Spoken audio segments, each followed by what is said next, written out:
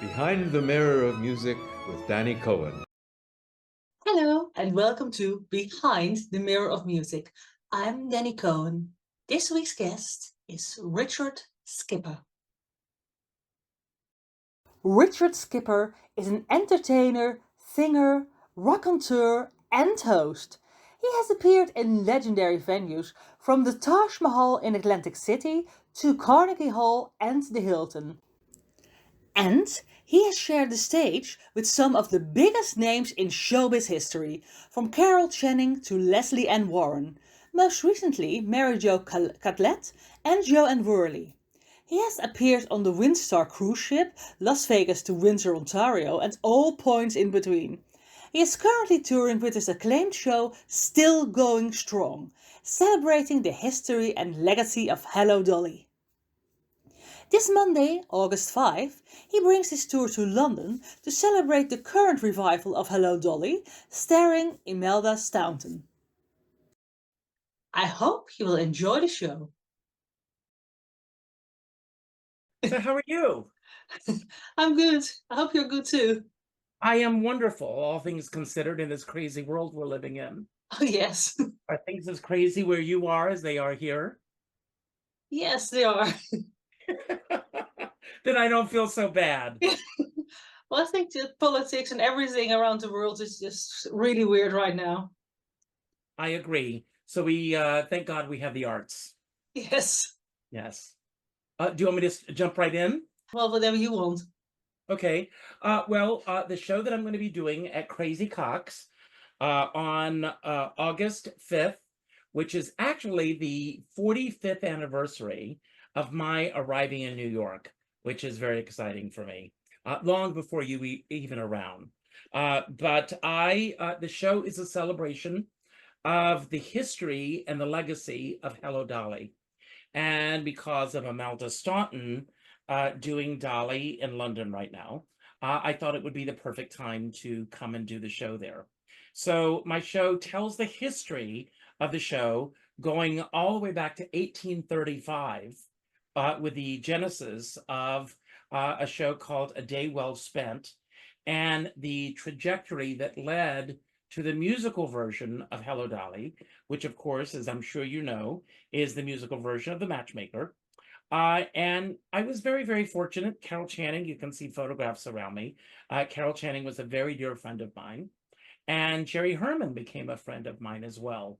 And they both suggested that I do this show to preserve the legacy of Hello Dolly. And this is one show that at some point in the world, some actress and sometimes some man is coming into the Harmonia Gardens and being feted by many waiters, jumping through hoops to welcome her home.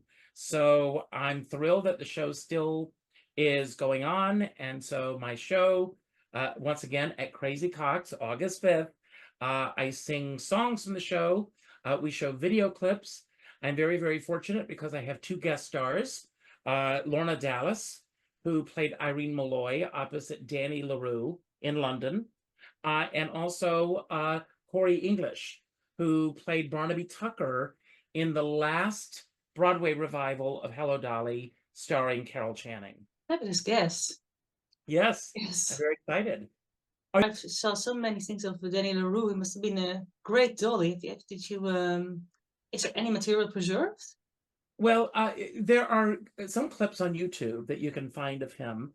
Danny LaRue opened outside of London. And when he did the production originally, are you very familiar with Danny LaRue? Yes. Well, Danny And LaRue British was comedy. very well known for his pantomime and for his body, somewhat innuendo, sense of humor. So he didn't, by the time it went to the West End, he really did not trust the material as much as I feel that if he had gone, for lack of a better word, straight with the material, it probably would have had a much bigger and a longer lasting run than it did. David Merrick, who produced Hello Dolly, actually wanted Danny LaRue to come to the States to do it. But Danny LaRue felt that his that his type of humor would not translate as well. And unfortunately, we never got that Dolly on our shores. But everything that I've seen of Danny LaRue as Dolly, it must have been thrilling to be a part of it. And of course, Lorna Dallas, she has so many incredible stories that she shares in the show about her work with Danny LaRue. So I'm looking forward to that. How did you fall in love with musical theater and the arts? Well, I am when I was a small child in South Carolina, I grew up watching variety shows on television. We had three networks, ABC, CBS, and NBC. And those three networks vied for the largest demographic that they could get. Therefore, I would see stars from my generation sharing stages with stars from my parents' generation and my grandparents' generation. So watching these variety shows, the Cal Burnett Show, Sonny and Cher, Donnie and Marie, the Flip Wilson Show, Ed Sullivan, I'm telling my age, all of these shows that I grew up watching, that was the show business that I wanted to be a part of. And so by the time I arrived in New York in 1979 at the age of 18, that show business no longer existed. And so the wonderful thing about cabaret is that I am my own producer. I have a great director, James Beeman, here in New York. I have a great musical director, arranger in New York, Dan Pardo. And I'm going to be working with Nathan Martin, who I am very familiar with because of all of my friends that have raved about him over the years. So I'm thrilled to be, sharing a stage with him as well. But that was what pulled me in originally. It was that type of a show business that I really wanted to be a part of, and I still want to be a part of it. The thing is, we got all those shows much later in where I live on our TV, and then it looked like that was still going on, like in the 80s and 90s for me. And I really missed this kind of thing because I felt stars from the theater and musical theater got much more of a chance to become as big as pop stars and everything.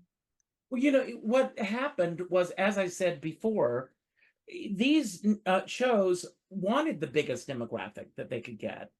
Most shows, or most networks, I should say, would begin around 6 or 7 a.m. and they would go into 1 a.m. And here in the States, we would get the national anthem and everything would go off.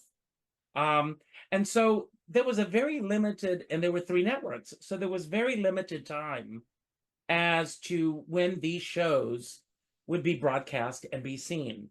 And therefore, in addition to these variety shows, there were the television specials that would come on once a year. The Christmas specials were very, very big here. And again, you would see all these artists that I grew up knowing who they are. And I believe, this is my own opinion, I don't want to offend anyone out there, but I believe that MTV was the biggest thing to destroy that type of a world than anything else that has come down the pike. And I believe that because MTV was directed towards a very specific demographic. And if you did not fit into that demographic, you were not seen on MTV. I mean, as a matter of fact, when MTV first began, they didn't even allow African Americans to be on the network. And that changed, of course, because I think it was either David Bowie or Mick Jagger. I think it was David Bowie was doing an interview and he called them out on it. And, and then they began to change by bringing on Prince and bringing on Michael Jackson, and everything changed there. Thank God for that. But when people grow up, everything is a niche market now. Everything is being played to a very specific demographic. And when you're playing to a very specific demographic, the walls, are put up. And so many people, I don't know how many people will be watching this, for example, but I can guarantee you that many of them will have no idea who Dannii LaRue is. But my take is that if you don't know who these people are, if you hear a name and you're not familiar with that person, look them up, Google, figure out what you can to learn as much as you possibly can about these people, because they paved the way for everything that we do in this business. Are you an entertainer yourself? Are you an actress? I used to be. I grew up wanting to be, but well, because of circumstances, I had to quit entertaining. So I moved towards doing this to still be a part of the entertainment world. Well, thank God that you do what you do. This is great. But, well, as you said, it's really about knowing and researching. Because when I grew up, I spent a lot of time with my grandparents, and I grew up actually loving their music and their entertainment. And my mom was in some ways, when I was young, more modern than I was, because I was really living in this world of well, even before the world of Fred Astaire, actually. Yeah, well, in 1974, I was 13 years old. And that year, That's Entertainment, the movie, came out. And because we didn't have Turner Classic Movies, or we didn't have, I grew up in South Carolina. So when I came to New York, there were a lot of revival houses. This was before DVDs and before VHS and before everyone having the opportunity of owning these films. And I believe also, this is again my own opinion, the fact that they're so easily accessible, to me, takes away the value of these films somewhat, if that makes sense to you. It's like a great diamond. If you've got this great diamond that is a very rare gem, it means a lot that you've got that diamond. But if everyone on your block has the same diamond, it doesn't have as much value as it did by just that uniqueness of that one diamond.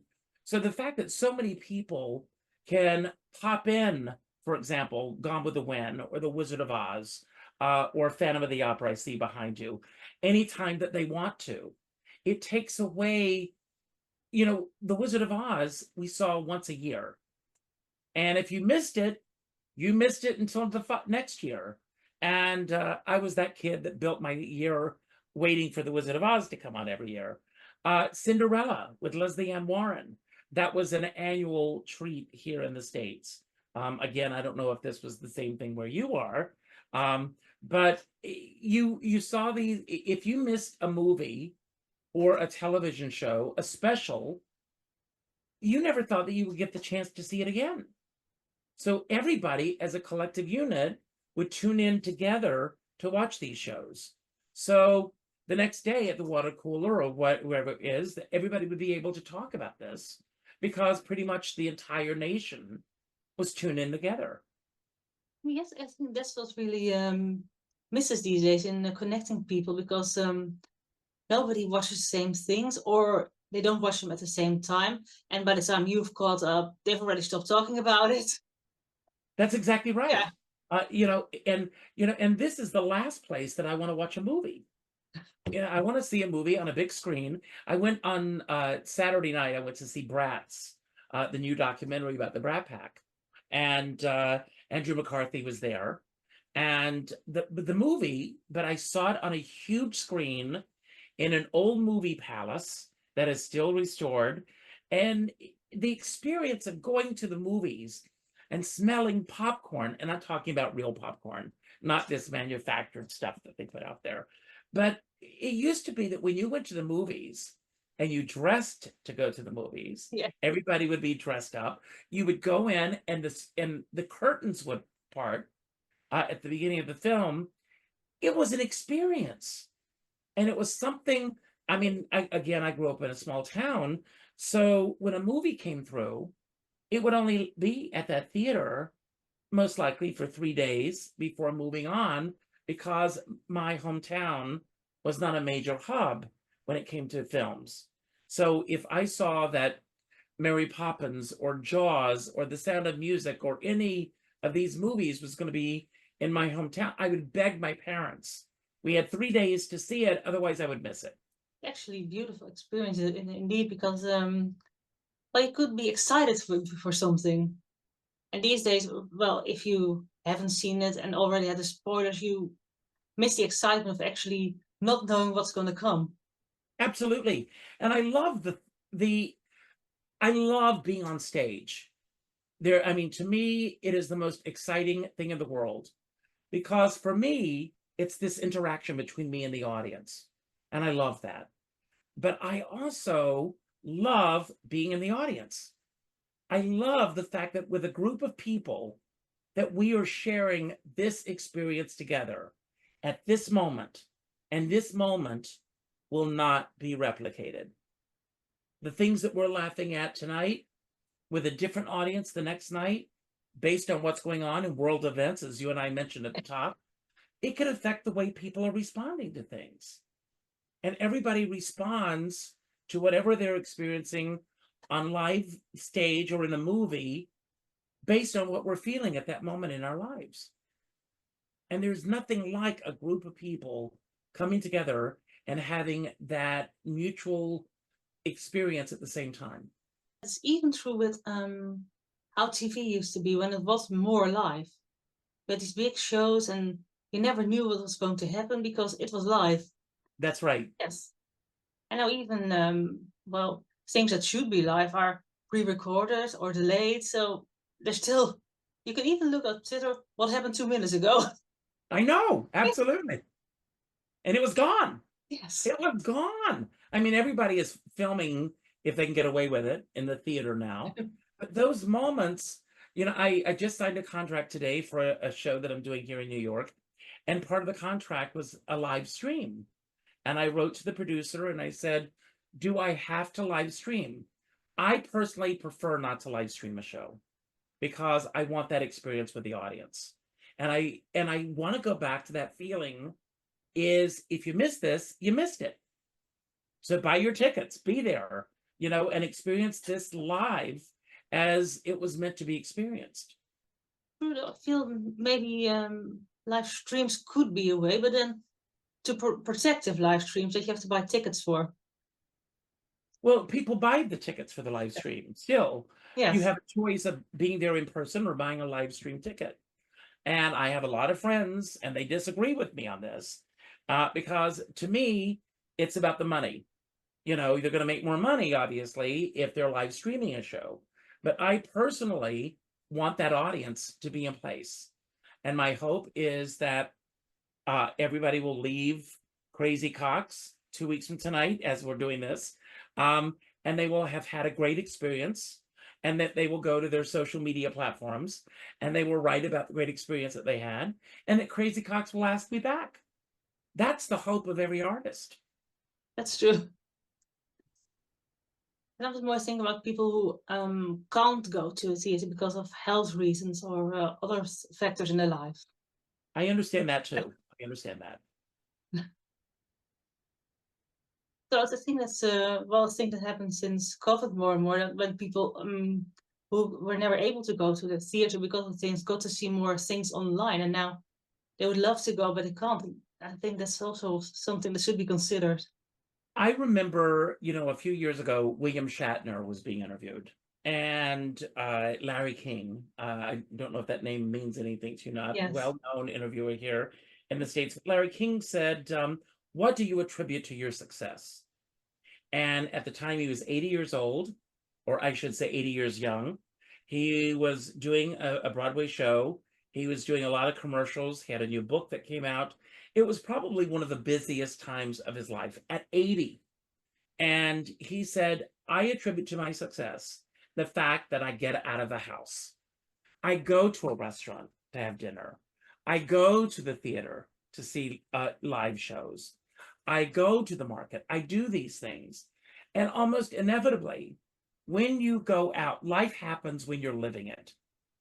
So if you're able to get out and go and, you know, and strike up a conversation with the person sitting next to you, which I hope to do when I see Hello Dolly in London, or any of the other shows that I'm going to see while I'm there.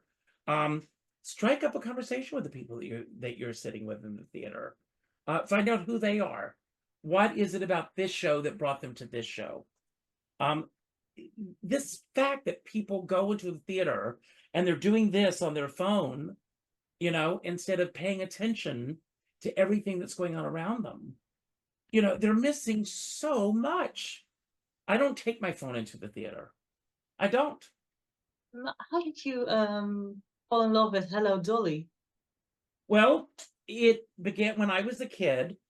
I saw Lucille Ball do an impersonation of Carol Channing.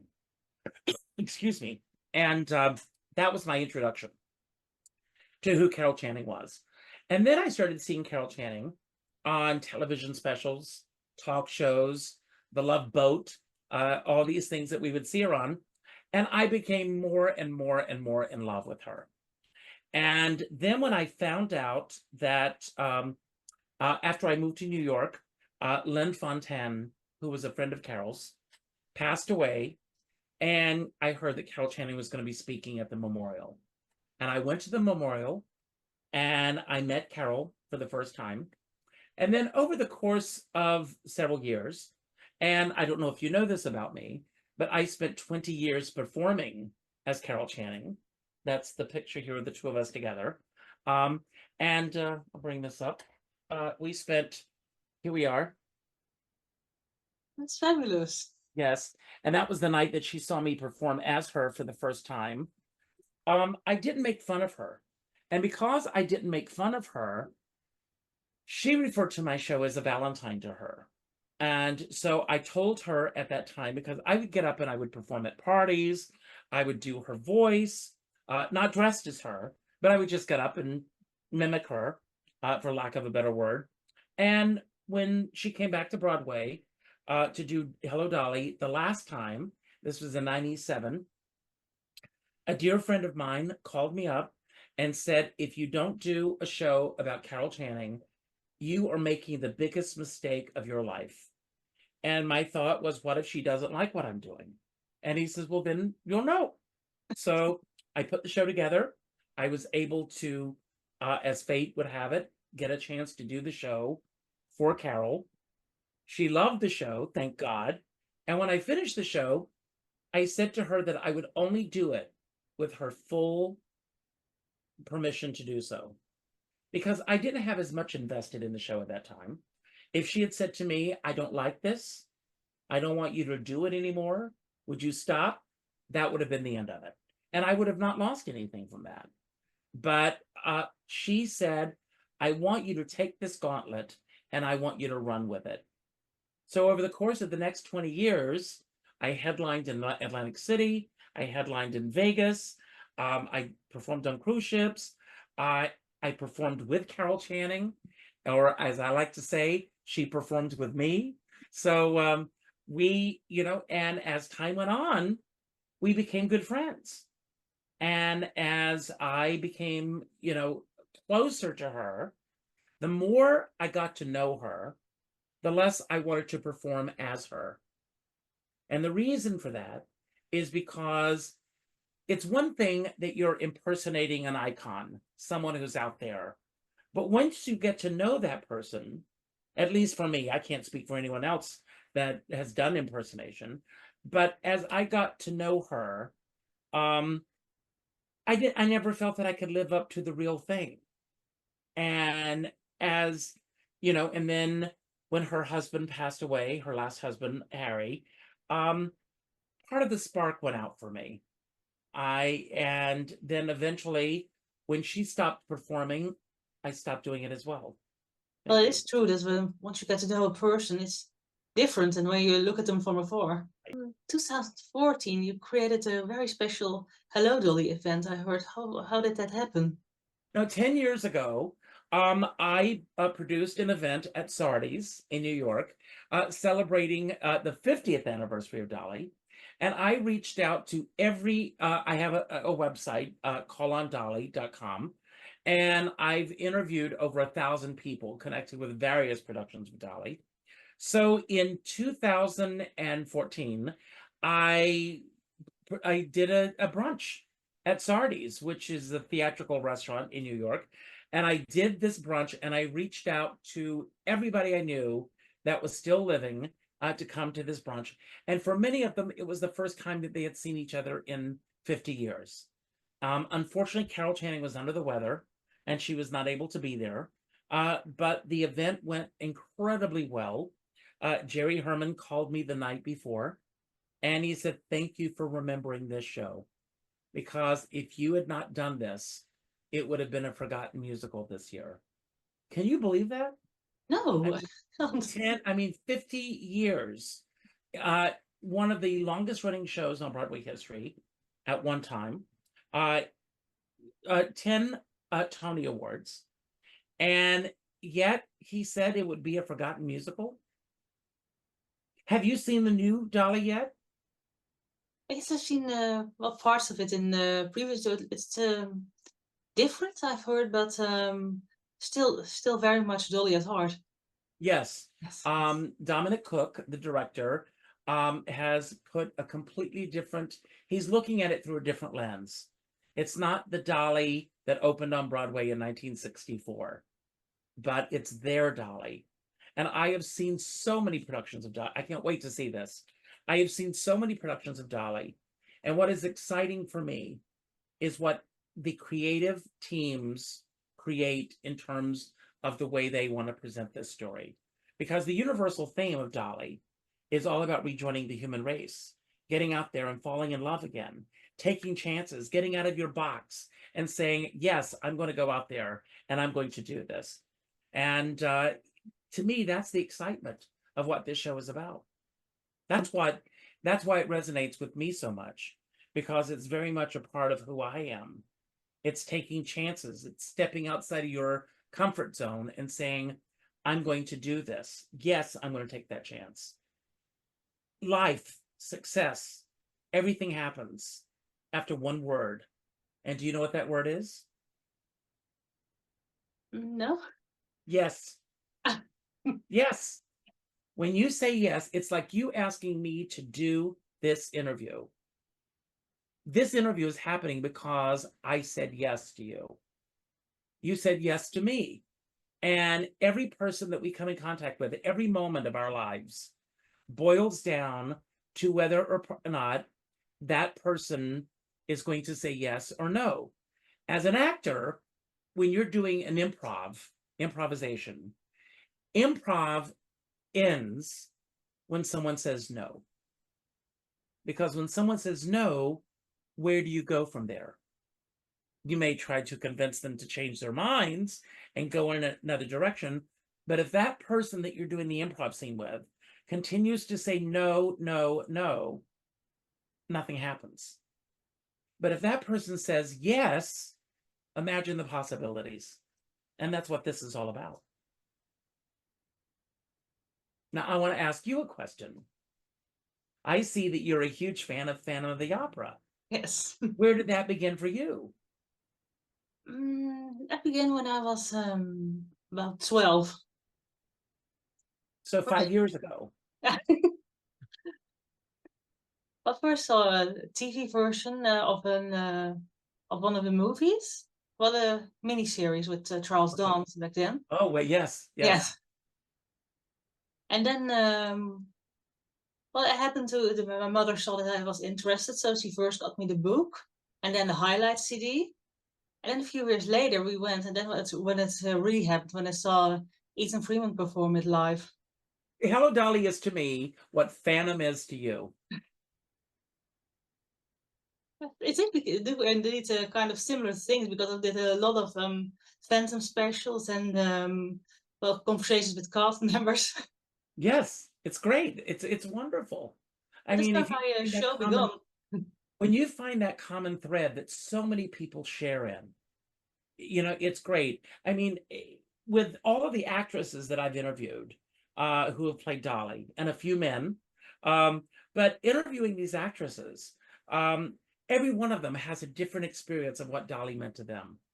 And some actresses are better singers than other actresses. Some may be better dancers. Some may be better actors.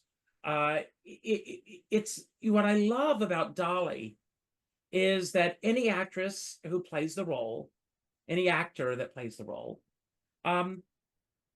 bring your personality to it. Audiences are resonating with Hello Dolly with Imelda Staunton, not only because of the story, but because it's Imelda Staunton. And she is so beloved by so many people that that's what makes it work. That's the magic.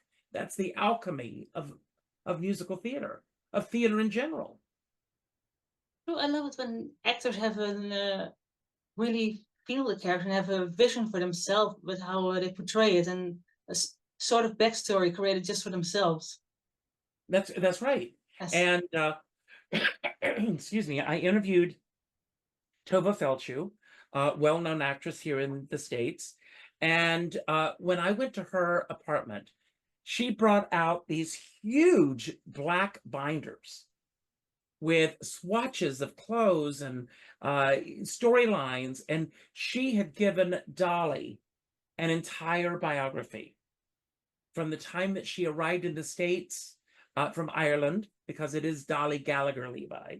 She created an entire backstory that I don't think that Thornton Wilder or any of the other writers that preceded Thornton Wilder, thought about when they were creating the character of Dolly Gallagher Levi. Fabulous. And she still kept them as well. And she kept them. Yes.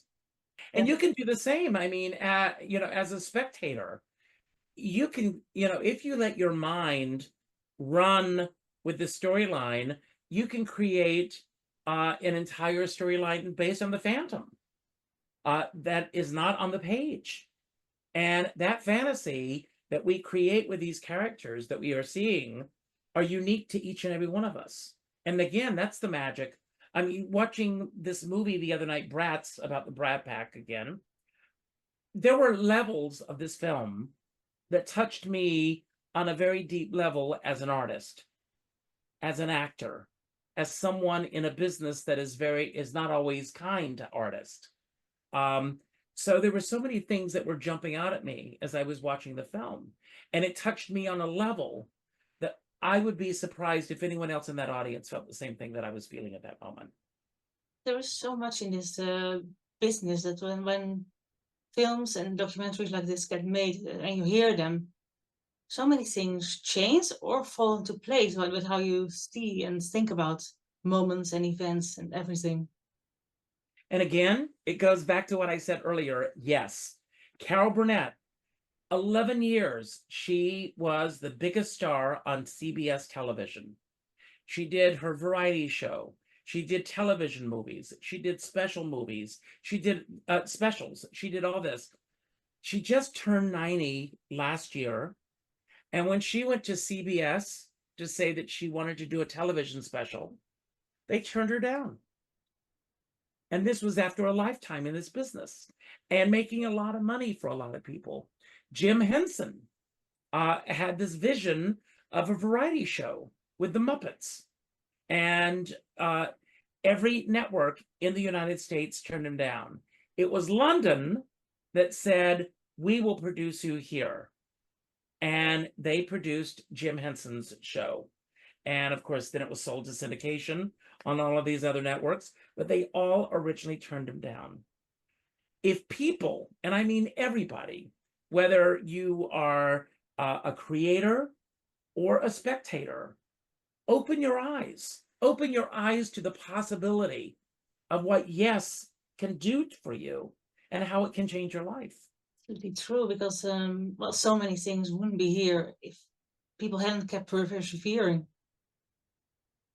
I mean, when Hello Dolly was doing previews in 1963, it was received so badly in Detroit, where it began, that David Merrick almost closed the show before even taking it to the next stop, which was the National Theater in Washington, D.C.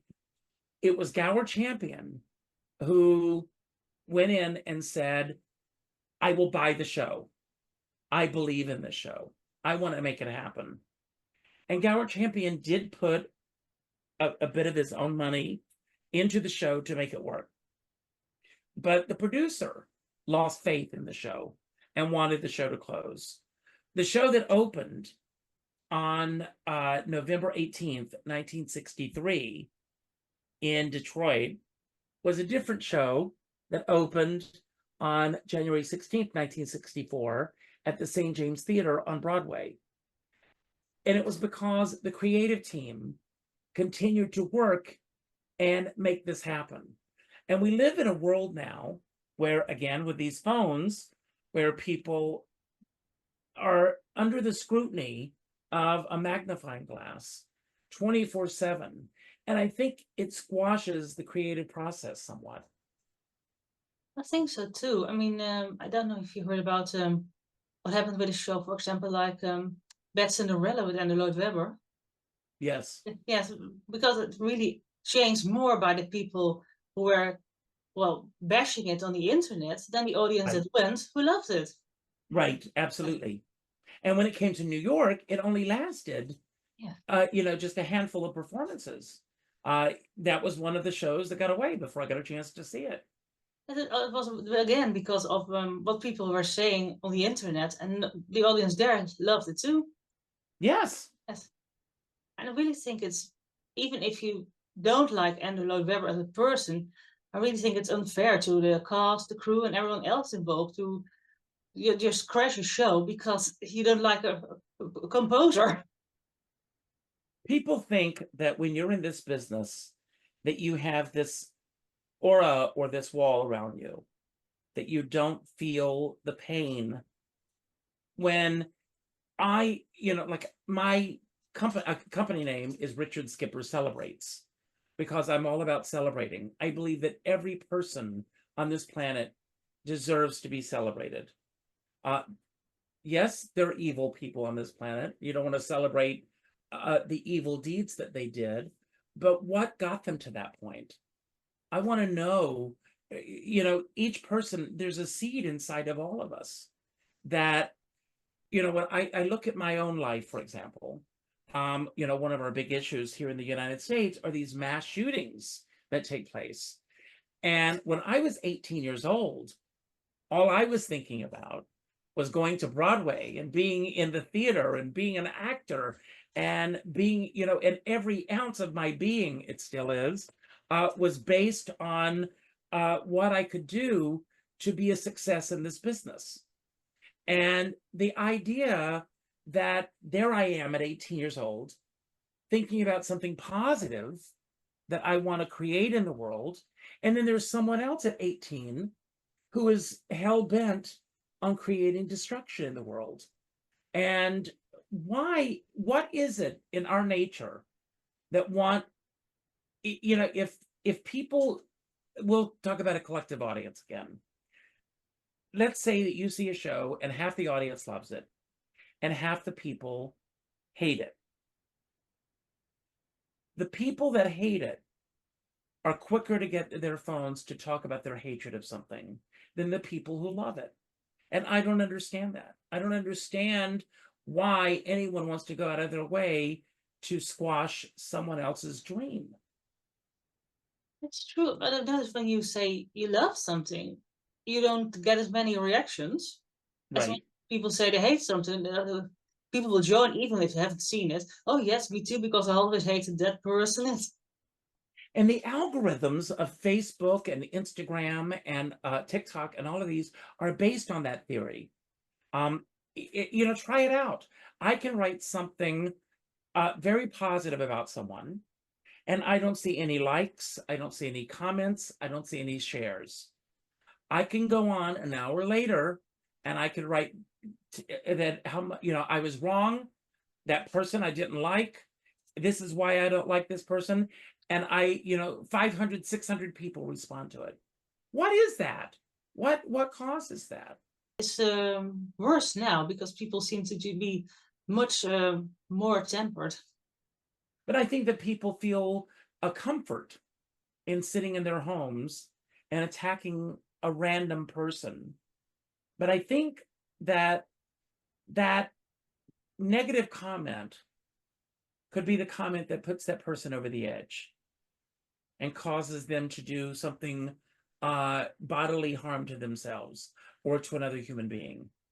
You know, so when I post about something and someone comes on to write something negative about that person, I delete the comment because I'm all about celebrating. That's also something I don't understand. Why would you say something negative and someone's trying to say something positive underneath both? Because it's this feeling of one-upmanship. It's that someone feels that they're superior. They're superior to the poster, myself, or they're superior to the artist that I'm posting about. So this need to go in and write something negative about that person is something that I am not a part of that. I don't do it. And as Maya Angelou used to say, not in my house. I don't allow it. I've even noticed that, well, you'll probably, hopefully not, experience it in the UK that there's a big group of people going to the theater who don't seem to be adjusted to a theater. They're talking, they're singing along. I'm laughing because that's everywhere. Yes, that's thing New now. York. I live in New York. That's Broadway. That's everything. They actually had to do warnings before shows now. Don't sing along. Don't eat. Don't do this. It's basically that sometimes song from frogs, but then in real life. Well, I think a lot of it has to do with, you know, I'll go back to the 80s here in New York. Arsenio Hall started this whole thing where the audience was he would rev the audience up, where they would go, woo, woo, woo, woo, woo, as the artists are coming out on stage. And the other night at when I went to see this movie, Andrew McCarthy walked out on stage and the woman behind me whistled so loud, I thought that I was going to lose my hearing in my right ear. And it's just this sense, I think that people have lost this sense of their surroundings. And people are so used to watching things on their phone or watching things in the privacy of their own home that when they go out to a public forum, they're oblivious, for lack of a better word, to everything that's going on around them. And you're there as a collective. This is not just about your experience. This is about the experience of all those people that are around you. And be respectful. You know, don't sing along. You know, don't, open cellophane wrappers while don't check your phone every 5 minutes. The light is distracting. Just go and be in the moment. I miss that. I miss what it used to be. I heard from some people who experienced people next to them who had brought entire dinners, like the Chinese and... No, I know. Oh. When they sit down next to me, I'll go, do you have enough for everybody in the line? You know. Would you, going back to Hello Dolly, I think. Okay. Would there be any production you still don't have information about or haven't heard anything from? There's going to be a production in Paris that's opening on November 7th, I think it is. Interestingly enough, I am going to see a show tonight, and the actress who is playing Dolly will be in this production tonight. So I'm hoping that I'm going to get a moment to meet with her and to introduce myself, and hopefully maybe I'll get an interview with her. Have you seen any other non-English language productions? I haven't. And the one that's going to be done in Paris is going to be done in English with French subtitles. Do you have a dream role for yourself or something you would wish to create in future? Well, I have a show called The Magic of Believing, which tells the story of my growing up in South Carolina and my coming to New York 45 years ago. And that's a show that's special to my heart as well. And I loved creating that and putting that together. To me, because I'm a very audience interactive entertainer. It's about that energy that happens between me and the audience. So no two shows are ever the same for me. I am, when I'm sitting in the wings waiting to go on, or sitting in my dressing room waiting to go on, I'm thinking about all the excitement of what could transpire over the next hour or the next hour and a half. So I feel that I'm always creating, that I'm on my feet and I'm creating. Yes, I've got my story. I've got the songs in place. I've got the parameter that's going to get me from here to there and beyond. But what's going to happen once that audience is in place? Nobody knows. And I always say, you never know who's going to show up and what might happen. What are your favorite stage memories? My favorite Stage memories. My favorite stage memories. I did a show in 1990 called Men of Manhattan. That was one of my favorite shows to ever do because the writing was so incredible. Being on stage with Carol Channing in San Francisco was very exciting for me. I got to do my show, I got to appear on stage at Carnegie Hall. That was a thrill and a thrill and a thrill over and over and over again. I did a show called Children on the Birthdays, which is based on a Truman Capote short story. That was a highlight of mine. And there have just been so many. I have been very, very fortunate in terms of the people that I've worked with, the places that I've been. To me, it's always a collaboration. It's the venue, it's the people behind the scenes, it's all of those elements coming together. And so there's never a boring moment. Let's just put that out there. It's never, ever boring. Did you ever play Dolly yourself, or would you wish to play her in the future? I did a concert version of Dolly.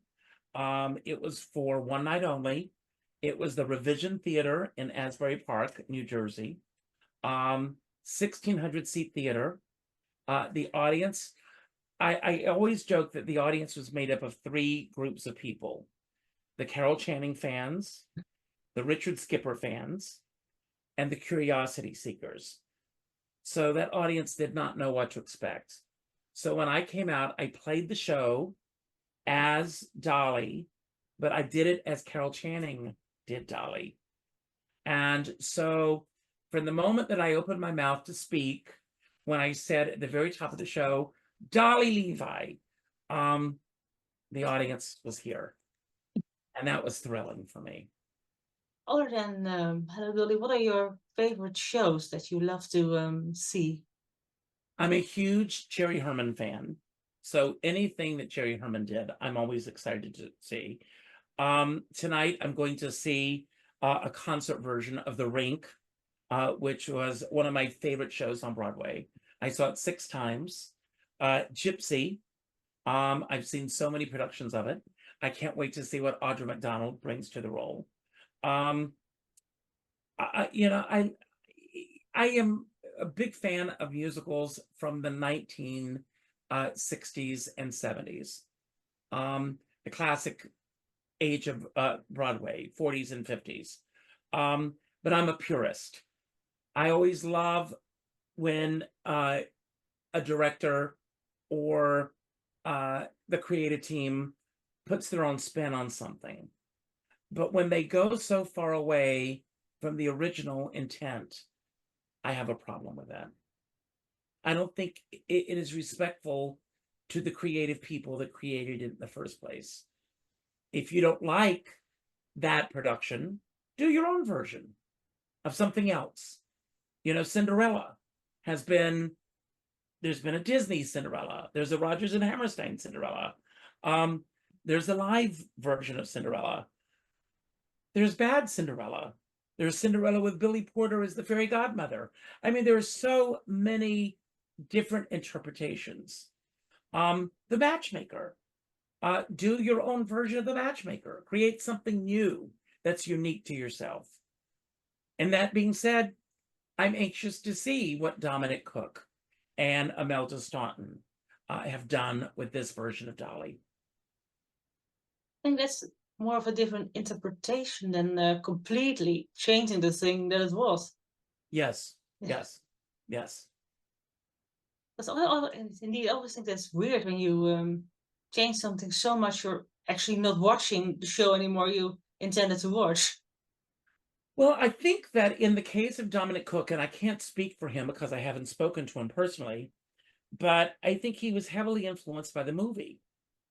And so based on what I've heard, the orchestrations, the show opens with Just Leave Everything to Me, which is from the movie, as opposed to I Put My Hand In, which was in the play.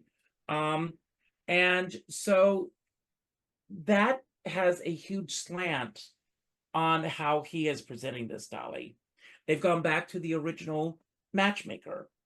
And, so there are, he's looking at it through a different lens.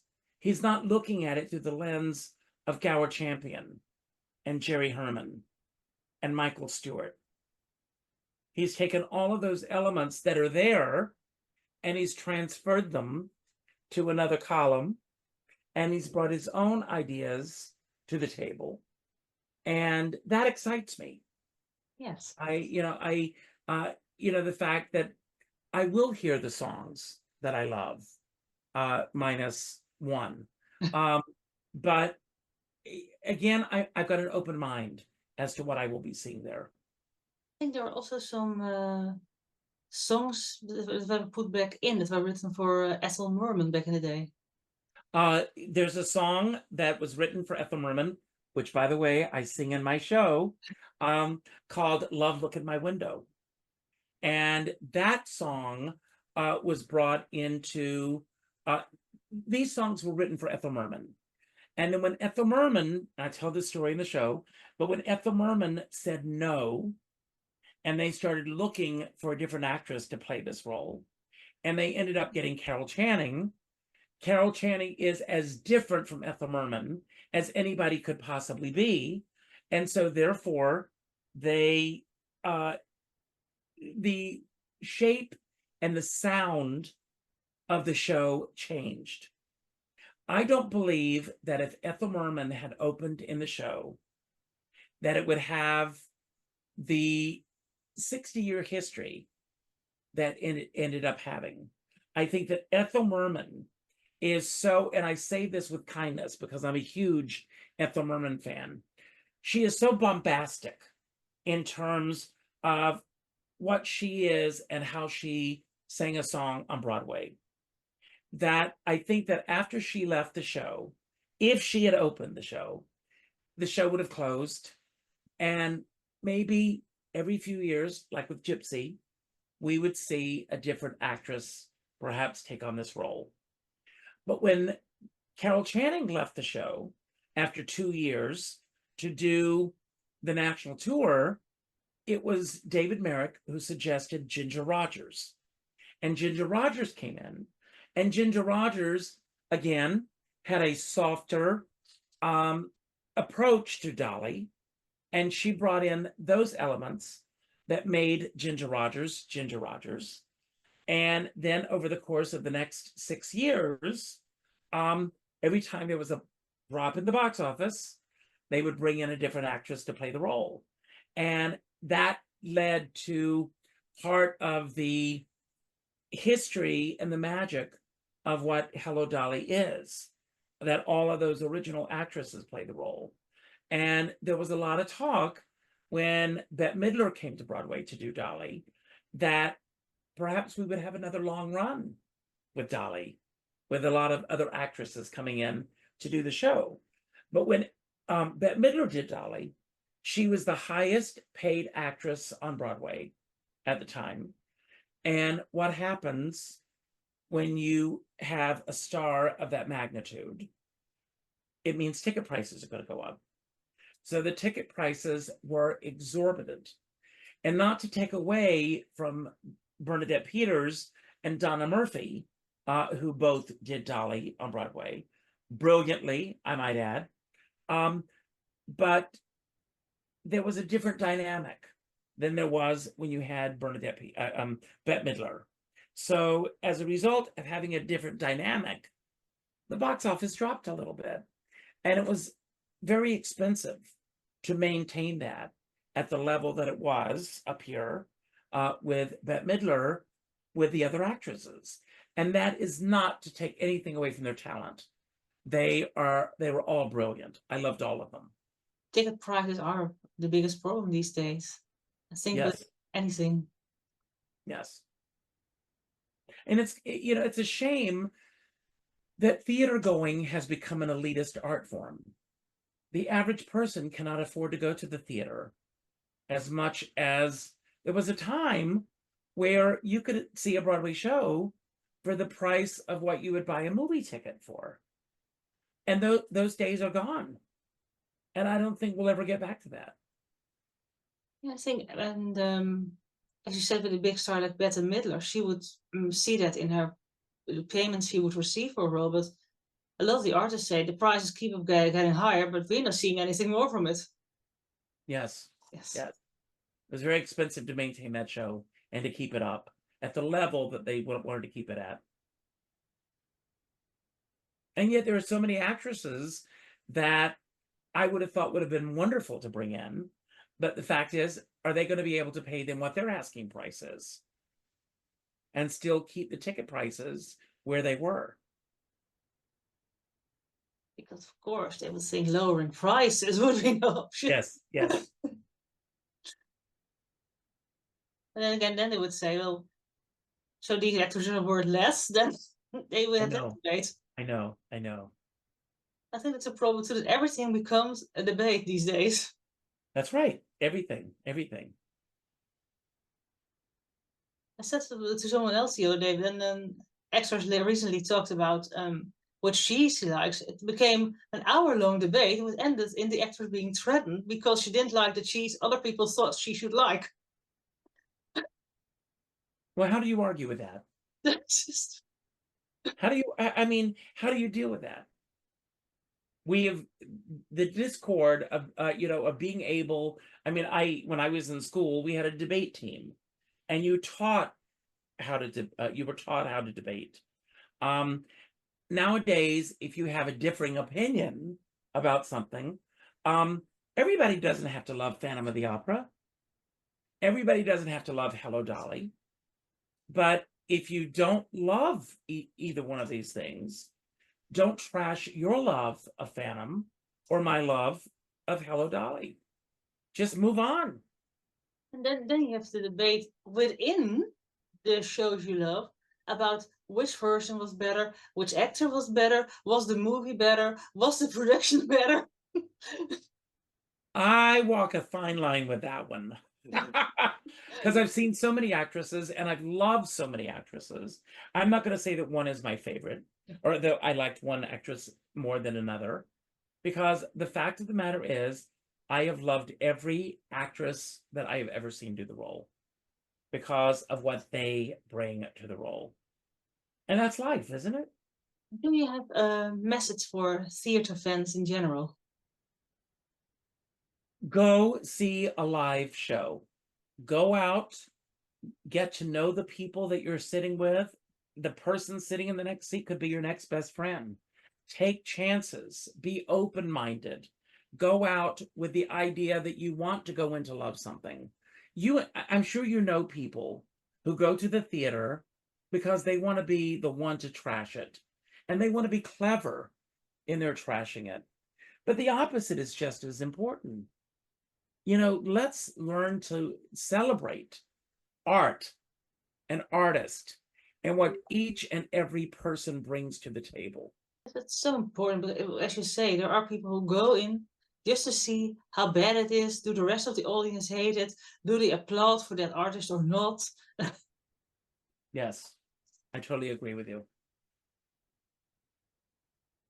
Sometimes just get exhausting to read when people are just going on about what wasn't good and that was wrong. And once a review or a post or anything starts to go into that direction, they lose me.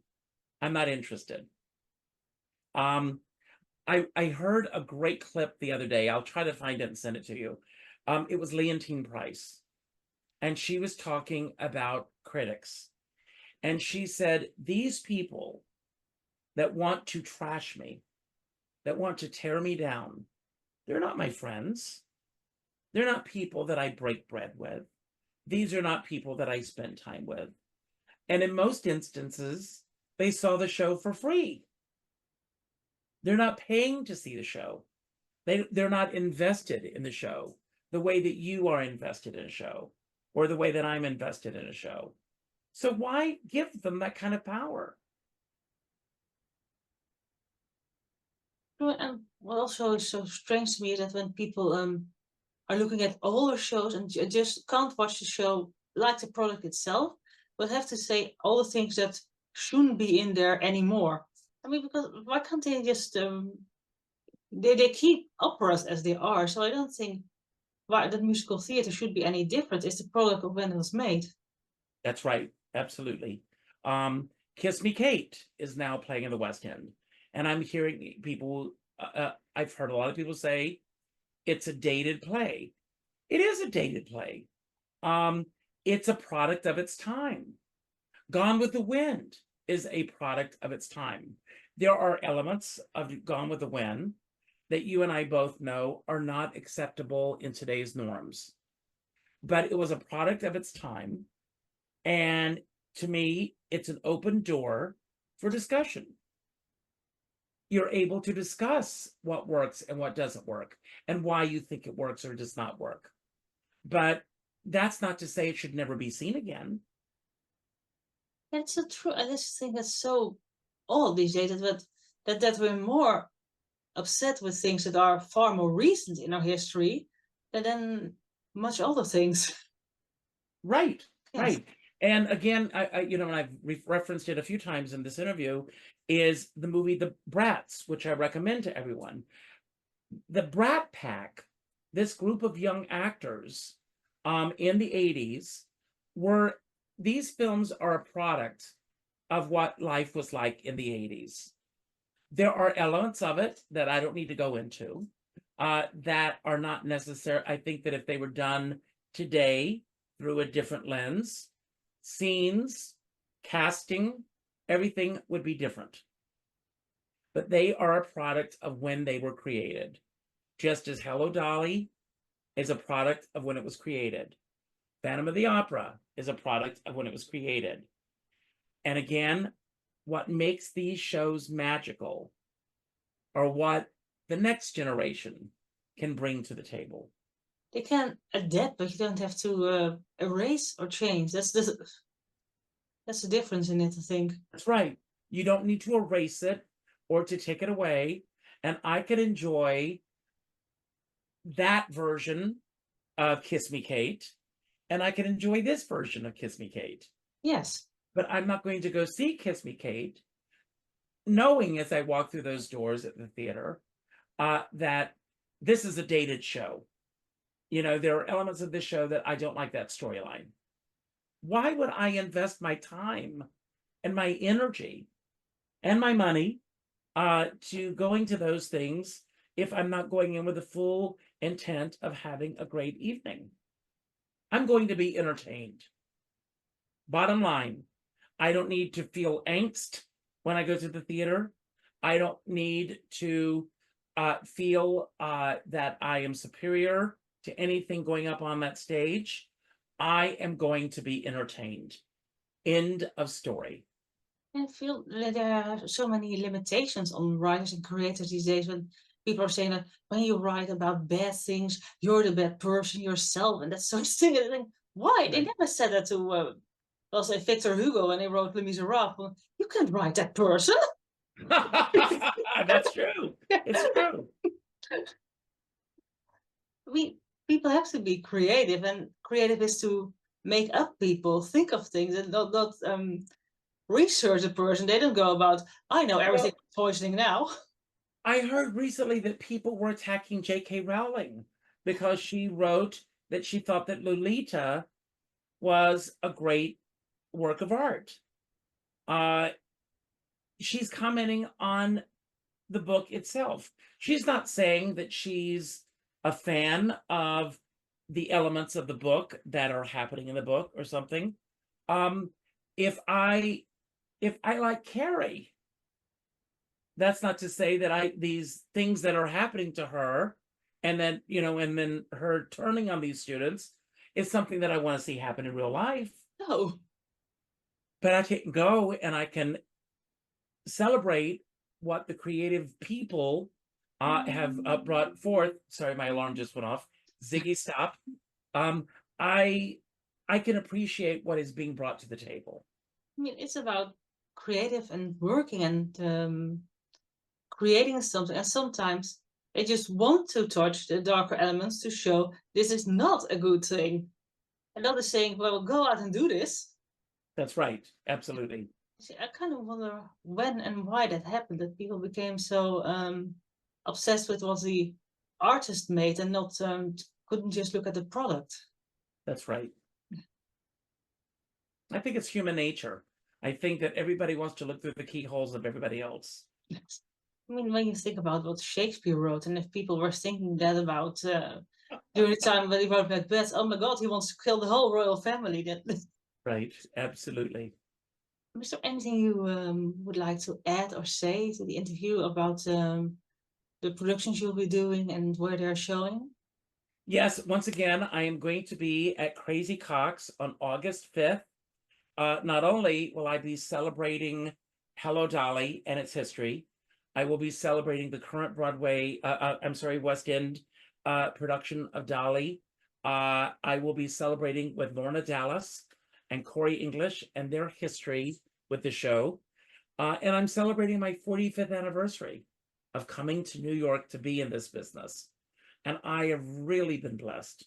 And it would mean the world to me if you and everyone else who sees this are able to be there to celebrate with us. Thank you so much for your time and discussing your wonderful event and career. Thank you so much. Behind the Mirror of Music with Dannii Cohen.